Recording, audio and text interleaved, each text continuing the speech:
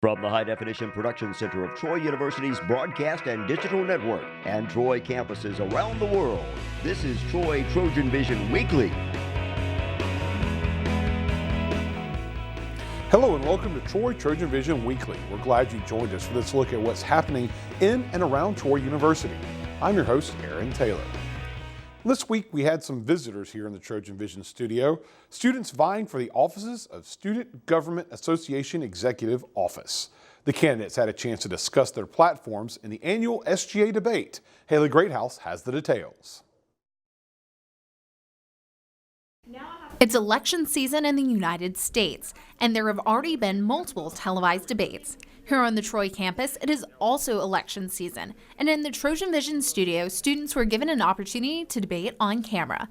The majority of the candidates mentioned two main concerns. The first was SGA meetings. I really want to make sure that the students are engaged in the SGA process. I would really like to encourage the students to come to our meetings because we do represent the entire student body. The second concern that came up several times in the debate was homecoming. One change I would make would definitely be to make homecoming not as crazy as it seems. See a more diverse when it comes to the candidates who are being put up for homecoming. Some students treated the debates as any other day. Preparing for the debate, I really just ate some dinner. But all the candidates agreed that having televised debates is a useful tool. Honestly, I prepared just like I would for a test. I watched old debates. Studied the debates from last year. I watched old debates that happened. I did my research when it came to past debates. I watched the videos that were on YouTube. Public speaking comes easy to most candidates, but what do they think when they take a step into our world and go on camera? I do think that it's a little bit more pressure. I'd rather speak in front of a live audience than a recording camera. Once you get in front of the camera, you can't really see much out because the lights are so bright. But I'm like an extremely awkward person, so I try not to get too nervous because I would be even more awkward than I already am. Last Friday, Troy University's Chinese students shared a bit of their culture as they celebrated one of the biggest holidays from their homeland here in Troy. Casey Garvin has that story. What do Julius Caesar, Leonardo da Vinci, and basketball star Yao Ming all have in common? They were born in the Chinese Year of the Monkey, which has come around once again. The Confucius Institute held a celebration Friday night in the Trojan Center ballrooms to commemorate the Chinese Lunar New Year. The event featured a tour de force of Chinese culture, including dance, music, singing, comedy acts, and of course, Chinese cuisine. I'm here actually with a selection of the dishes on offer. We've got fried rice, soy sauce braised pork ribs, and garlic pork potatoes. It's all really good. Just give me a second. Along with the food and entertainment, the Institute also held raffle contests, handing out prizes ranging from pouches full of cash all the way up to a PlayStation game console. The president of the Chinese Student Scholars Association, Reifeng Wang, says he's glad the celebration was such a success. This is the most important, traditional festival celebration in our Chinese culture, and we take this celebration, we celebrate this event, and we are so happy to enjoy the performances and authentic Chinese food. According to the Chinese calendar, the year 2016 is actually the year 4713 and is the year of the red fire monkey. Casey Garvin, Troy TrojanVision News. Author and journalist Hank Klibanoff spoke at this year's Journalism Symposium, but the author also took time during his visit to Troy to speak directly with some of Troy's aspiring journalists. Jalen Bivens has the story. Troy journalist students had a chance to sit down and listen to Pulitzer Prize winner Hank Klibanoff in Wallace Hall. He was answering one-on-one questions with students and telling them stories about when he first became a journalist. I really want people to be curious and feel free to ask questions. And that's their job as journalists, is to ask a lot of questions and to expect answers and sometimes to demand answers. Klibanoff's book, The Race Beat, talks about how America was awakened to its race problem during the Civil Rights Movement. There was no single story that was most significant. It's just a multitude of stories that I hope add up to an important, insight into the history of the relationship between the media, the news media that covered civil rights and the movement and the nation's understanding of what was going on. Faculty thought that Klibanoff gave out some important information to students that were aspiring to become journalists. Seek the truth no matter how hard someone's trying to push you away from it, to dig down and figure out what the real story is and then not be afraid to tell that story. I think that's the biggest lesson that students can learn from today.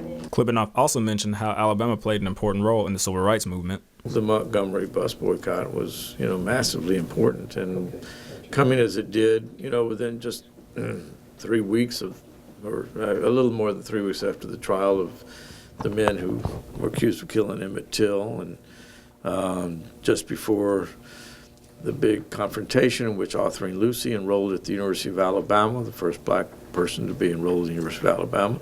All three of those in a very tight time frame were hugely important, and two of those happened in Alabama. Jalen Bivens, Troy TrojanVision News. When visiting Troy University's Malone Art Gallery, most people would expect to see art from the college students that take classes and work in Malone every day. But this week, the show on display in the gallery is the work of a younger generation of artists. Sarah Singletary explains. The show is hung and the exhibit is ready. Now the only thing missing is the artist. Friday, art students representing the Visual Arts Achievement Program's 2nd District will travel to Troy University's campus to participate in this year's Trojan Art Day. And although Trojan Art Day includes several workshops, demonstrations, and competitions, the main attraction for students is seeing their work on display in a professional setting. It makes them want to come and see the show, but it also, lets them know what is out there and what their life could be like, maybe as a professional artist or teaching art or involved in an arts-related career. The art on display at the Malone Art Gallery is the result of dedicated art students and educators from middle and high schools in District 2. However, this show and the entire Trojan Art Day is made possible by art students and professors here at Troy. The entire department is involved. Each professor offers a separate workshop or demonstration, sometimes 2 different ones during the morning.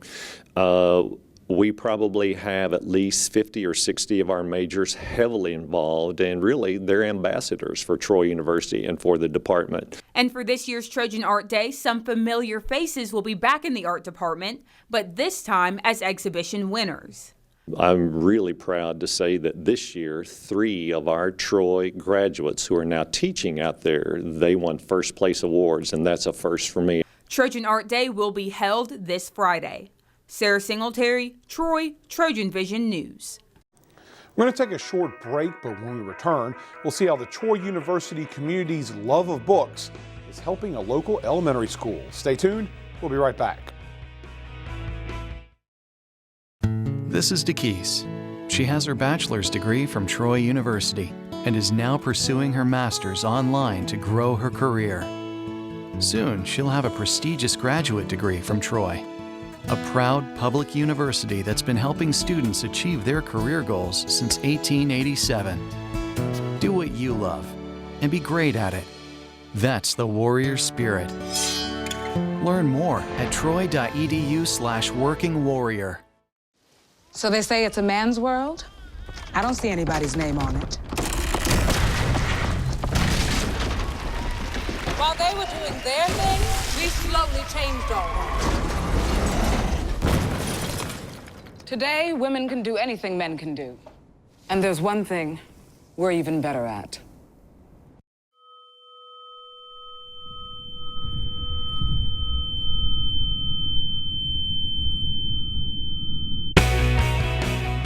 Now back to Troy TrojanVision News Weekly. There's a new queen on campus as a Troy University fraternity started a new tradition. Jamal Kennedy introduces us to the first Miss Crimson and Cream, and it's someone that means a lot to us here at TrojanVision. Last Friday night in Crosby Hall, the men of Kappa Alpha Psi hosted the first ever Miss Crimson and Cream pageant at Troy University. This year, 6 ladies participated, including Troy TrojanVision's very own Latasha Sims and Khadijah Torbert. Troy TrojanVision's Xavier Harris is a member of the Brothers of Kappa Alpha Psi and co-hosted the pageant. Here's what he thought of the inaugural event. Well, I believe this first Crimson and Cream pageant turned out pretty good, being that it was the first one. There's always room for more improvement with everything, but I'm just glad everyone came out. We had a good time. We had the music flowing. We had the crowd going crazy with the audience, with the students getting involved with the people on stage, and I'm just glad everyone had an opportunity to come out. Tonight's contestants competed in 4 categories. Those categories included an introduction, a talent portion, swimsuit portion, and sporting an evening gown and answering a question afterwards. Second runner-up in the pageant, Hailey Robertson. The senior broadcast journalism major from Burke, Virginia, had the crowd in a buzz, especially when she juggled a soccer ball as a display of her talent. Here were her thoughts on the pageant. Overall, I thought the pageant went really well. We've been practicing every day for about 2.5 weeks now, so I think all the time we put into it really showed well today. First runner-up, Latasha Sims, a senior broadcast journalism major from Brooklyn, New York. The inaugural Miss Crimson and Cream. Contestant number 4, and her thoughts on the long pause. I hated the moment of silence when he was just like, and it is. So just what led up to it, I was like, oh my gosh, my heart sank. Then it was like contestant number 4, and I was like, oh, that's me. So it was just like a roller coaster of emotions, basically. Although Torbert is a senior graduating this spring, when asked if she can be expected back for next year's pageant. Yes, I can't wait, because it's basically I set the tone since it is the first Crimson and Cream pageant, so I can't wait to come back next year and crown the next one. Jamal Kennedy, Troy, TrojanVision News. Troy University has made a point of creating a culture of reading on campus through its Reading Initiative. However, the culture of reading isn't just limited to the Troy University campus. This week, local readers had the chance to pick up a gently used book to help a reading program for some slightly younger students in the area. Kyle Shook has that story. Troy University's English Honor Society, Sigma Tau Delta, is hosting a book sale in Trojan Center, room 212. Money raised from this chapter's book sale is not only helping students in the Troy community, but also helping students overseas. We are raising money for the Kindergarten Reading Initiative at Troy Elementary, and also to send a bunch of textbooks to Cameroon. We need money to ship them overseas. So we're raising money for those 2 different things. One Troy University student is happy to do his part in helping encouraging a young student start a love of reading. I think it's a great idea. It's actually kind of funny. I started reading when I was 5 years old, reading history books, and that's the same thing I'm reading now. So I really think it's if a book can help a child early in his or her life kind of get a great education and pique their interest in something. I really think that's a great thing, because that's what it did for me, and I'm so in favor of the money staying here and going to Troy Elementary. I think it's a great cause. I'm happy to support it. And helping out young readers had an additional benefit for Cole. I've actually had my eye on a Winston Churchill. It's kind of a book that he wrote about World War II, and I've been wanting to buy that for a long time, and it was the first thing I saw whenever I came in. So I guess it was a good thing I came today. I have a lot of books already. Don't really need any more, but it's always a great idea, supporting a great cause and getting some great reads too. And even some of the workers are eager to help themselves to some of the books up for sale. Oh yes, I've definitely been through these a couple of different times, so I'm probably going to drop a little bit of money too myself, so it'll be good. Kyle Shook, Troy, TrojanVision News. One of Troy's biggest religious organizations is getting ready for one of the major events of the year and are looking for students to take part. Raven Adara explains.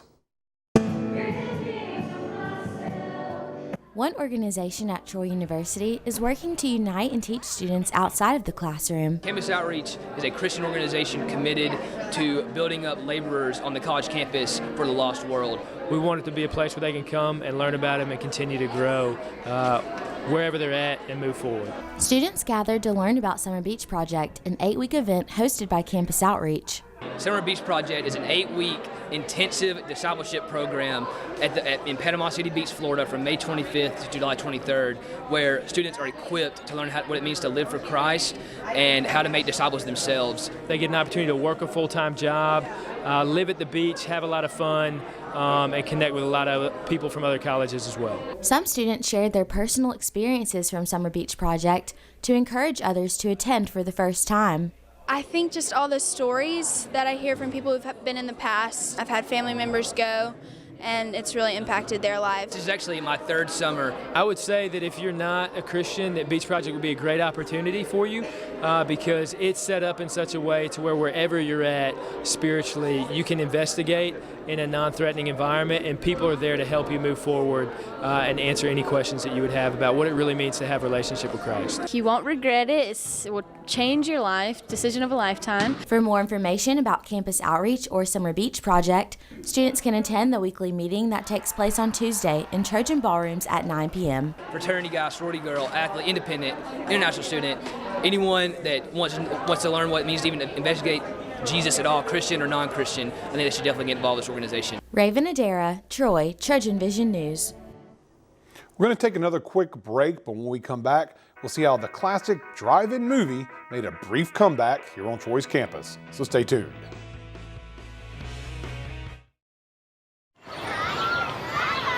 Did you know kids who play outdoors have healthier lungs? Totally. I did. Did you know that boys that play with dolls make better husbands? My son has lots of dolls. But did you know terry cloth diapers breathe better? I did. It's totally true. Oh, yeah. Did you know that strollers have the right of way on a sidewalk? Yes. Yep, I did. Did you guys Did you know that kids who eat breakfast have higher GPAs? Yeah, I know. Yeah. That's actually what I was going to say. Did you know babies should never touch silver? It's really bad for them. I knew that. Did you guys know that statistically friendly kids have more friends? Mm-hmm. Yeah. That's obvious. Did you know most people think they're using the right car seat for their kid, but they're not?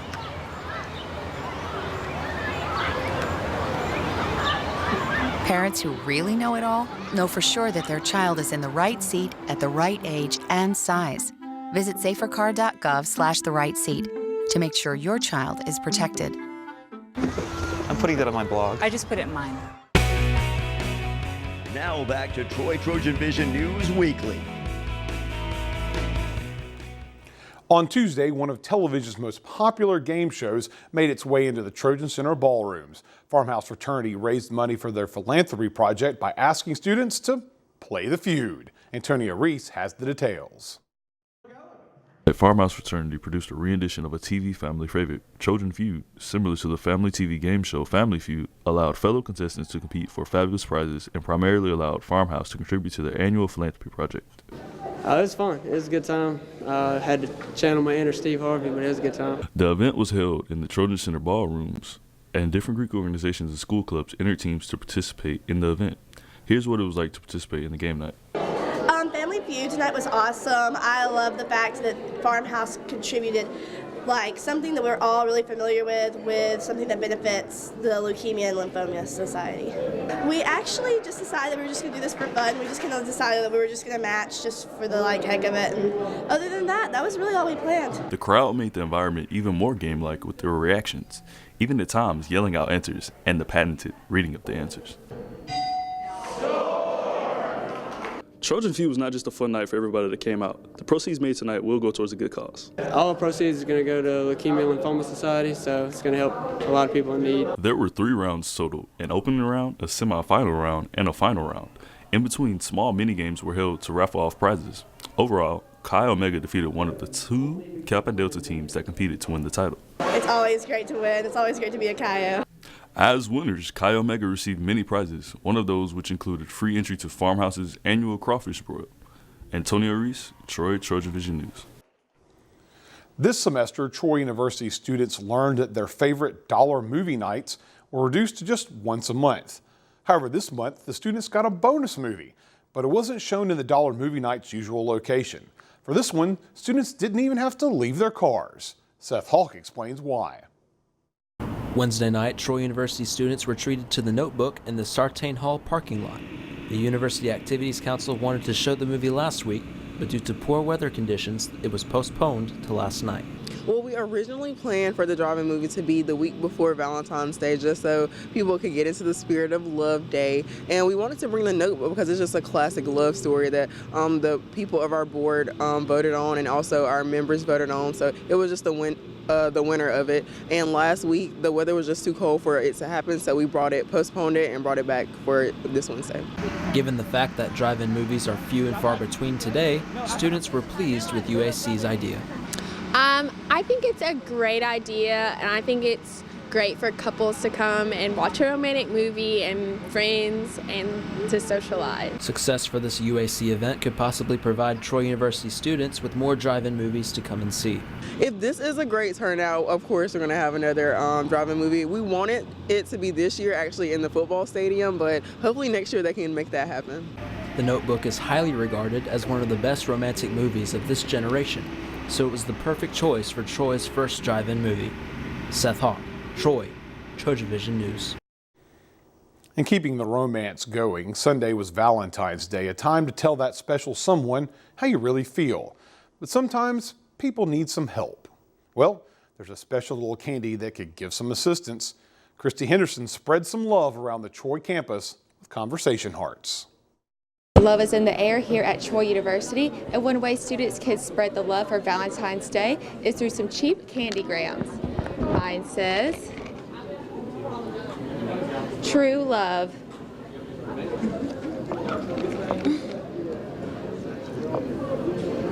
Miss you. Follow us at Troy News on Instagram. Let's kiss. Crazy for you.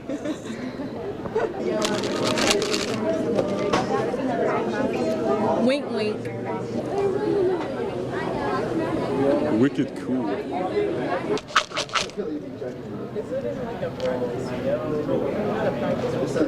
First kiss. Je t'aime. That's French, I think. I got giggle. Giggle. Love. First kiss. Wicked cool.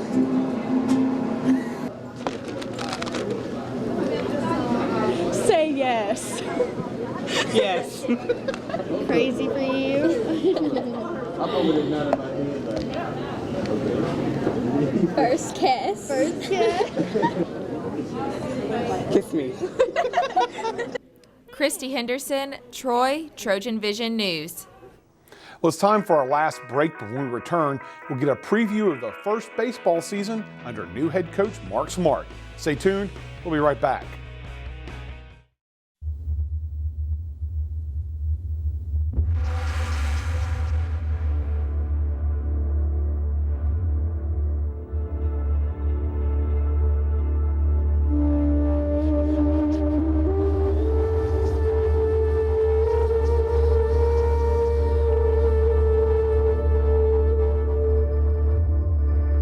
Save the Bears. Sign the petition. Go to helpbears.org. That's helpbears.org.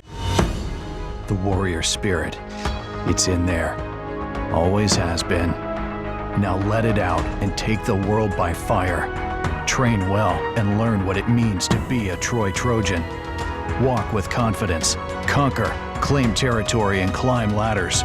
Know that you have the power to stand alone, but the comfort of knowing that you'll never have to. Discover your inner warrior. Find it at troy.edu/spirit. Now back to Troy TrojanVision News Weekly. Mark Smart will soon take the reins of the team he once played for as he starts his first season as head coach of the Trojan baseball team. We'll hear from Smart in this week's Trojan Talk. Hello and welcome to Trojan Talk. I'm your host, Aaron Taylor. Today we'll be learning a little about some Trojan baseball and the man that everyone is excited to see take the reins of the Trojan baseball team, new head coach, Mark Smart. Mark, thanks for joining me here today. Aaron, I'm really glad to be here. Thanks for having me. And first and foremost, and I know we've talked about it before, but your level of excitement taking over this team, a team that you played for and won at the highest levels, and now you're the coach. It's really come full circle for me, Aaron. I couldn't be prouder. Couldn't be more excited. Trying to contain that because I'm looked on from every angle to see how things are going to run every day as a head coach. But just the whole level of excitement's really off the charts, and really proud of it. Doing my best every day to keep that contained so I can lead the ball club in the right manner. But to be the head coach of my alma mater is something that I never dreamed possible. And now that it's here, it's better than I could have ever imagined. And I know that it was an emotional moment when you were announced for you, and especially the opportunity to follow in Chase Riddle's footsteps, the man you played for. I know, and you talk about holding that excitement, but what do you hope to be able to accomplish as the head coach now that you're in this position? Well, I was very fortunate, Aaron, not only playing for Coach Riddle and being around him and being able to model some of the characteristics he had in my life, but Bobby Pierce shared some of the similar characteristics. And I mean that sincerely. I was with him 13 years. I'd known him for many years before, but 13 years working together, I learned a lot from him and learned a lot about the fact that his style and demeanor, how he treated people, is very similar to Coach Riddle. So I think I had two excellent mentors to help prepare me for this opportunity. The other thing that I've learned through my own experience is I can't be either one of those guys. I've got to put my own personality on this, and I take the experience gained and try to put it into my message and my direction. But I couldn't have learned from two better people. And to be sharing the same dugout in the same role as Chase Riddle, John Mayotte, who followed Coach Riddle, and Bobby Pierce, three coaches over 37 years that all did exemplary work. I do have big shoes to fill, but very proud of the opportunity and cannot wait to get started. All right, Mark, well, you're important and all, but let's talk a little about the team. Let's talk a little about what's going on with the team. How are things looking this year? Well, so far, Aaron, we finished our fall and did a nice job there, the things we needed to do. We've had some preseason work to this point, very limited by rule. We start practice, and our practice is more geared to game-type stuff. So we'll be moving through that very quickly and getting ready for the season. There's a lot of things in place that I like, the work that we've put in. All of our coaches have done a really good job putting our kids in the right position. Our strength program has been excellent, and our players have worked hard. They've done everything we've asked them to do, and as a coach, all you want to do is put a good plan in place for them and then allow them to go do their work. So my role is make sure the plan's right, and I'm going to do that every chance I get. The players have responded properly. It doesn't mean win or loss yet. We don't know that yet. But what it does mean is they've done the work necessary to be prepared. And then I think over the course of time, they will be rewarded for that. And let's talk a little about the schedule that they'll be facing. The traditional Sun Belt slate, but got a couple of big games coming to Riddle Pace this field that this year that a lot of folks will probably be excited about. Well, we're excited. I mean, the schedule is always a challenge for us. We've got 30-game conference schedule that the league sets up. And those are always 30 tough games. Home, road, doesn't matter. Our non-conference schedule, we're on the road a little bit more than I would like early in the year, but it's part of it. But we do host Alabama midweek in early March. We do have Mississippi State coming in later in the year in May. First time we've had them in our ballpark. So we're excited about SEC teams. We do play at Auburn. We play in a great tournament down in Pensacola with Auburn, Southern Miss, and Michigan State. So it's a very challenging schedule, but anytime our school and schools in the Sun Belt can host SEC schools, those are important days for your program and your university. So I'm excited both those teams are coming. But we all know those 30 Sun Belt Conference games are where we have to do our best work and give our team the best chance to win.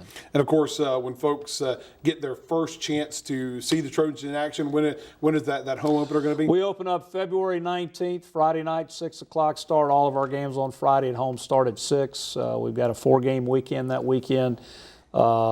We're not as fortunate as our counterparts in softball. We don't play our first month at home. But we start at home, and then we've got a really good home schedule in March and April. A lot of games, a lot of opportunities. So we sure hope our fans can come out and enjoy it, both students and local fans. Looking forward to getting that started real soon. Well, I know you're looking forward to it. I know a lot of folks out there are looking forward to see the first season under head coach Mark Smart. Thanks for joining me here today. Thank you, Aaron. I really enjoyed it. And thank you for joining us on today's edition of Trojan Talk. And that's what happened on the third week of February 2015. To find out what's happening throughout the week, you can tune in to Troy TrojanVision News at 5, 6:30, and 10:30 Monday through Friday. Or anytime by following us on Twitter at Troy TV News. Also, feel free to like our Troy Trojan Vision News fan page on Facebook to see links to online content from Troy Trojan Vision News, including all of the segments from this past week's SGA officer debates. They can also be found on our YouTube page, youtube.com/Troy Trojan Vision. We hope you join us again next week for another edition of Troy Trojan Vision Weekly. Have a good week.